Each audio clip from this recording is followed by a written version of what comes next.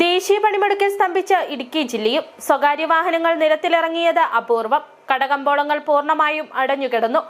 ഐക്യ trade union നേതൃത്വത്തിൽ വിവിധ മേഖലകളിൽ പ്രകടനങ്ങളും യോഗങ്ങളും സംഘടിപ്പിച്ചു. തൊഴിലാളി വിരുദ്ധ നയങ്ങൾ തിരുത്തുന്നതിന് കേന്ദ്ര സർക്കാരിനുള്ള മുന്നറിയിപ്പാണ് പണിമുടക്കെന്ന നേതാക്കൾ. BMS പണിമുടക്കിൽ നിന്ന് വിട്ടുനിന്നു.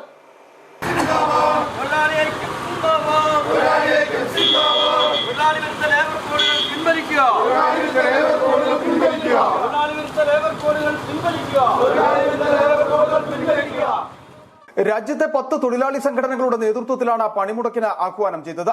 17 ആവശ്യങ്ങളാണ് പണിമുടക്കിലൂടെ സംയുക്ത ട്രേഡ് യൂണിയനുകൾ കേന്ദ്ര സർക്കാരിന് മുന്നിൽ വയ്ക്കുന്നത്.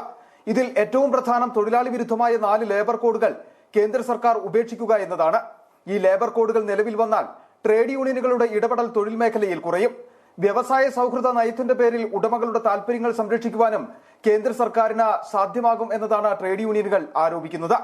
വാണിജ്യ വ്യവസായ മേഖലയിലെ തൊഴിലാളികളും കേന്ദ്ര സംസ്ഥാന സർക്കാർ ജീവനക്കാർ, ബാങ്ക്, ഇൻഷുറൻസ്, തപാൽ, ടെലികോം തുടങ്ങിയ മേഖലയിലെ ജീവനക്കാരും പണിമുടക്കിന്റെ ഭാഗമായി. കടകമ്പോളങ്ങൾ പൂർണ്ണമായി അടഞ്ഞുകിടന്നു. തോട്ടം തൊഴിലാളികൾ പണിമുടക്കിയതോടെ തോട്ടം മേഖല പൂർണ്ണമായും സ്തംഭിച്ചു.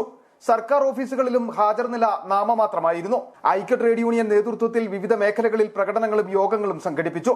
ഹൈറേഞ്ച് മേഖലയിലേക്ക് KSRTCയും സർവീസ് നടത്തിയില്ല. ഇതോടെ പൊതുഗതാഗതം പൂർണ്ണമായും നിലച്ചു.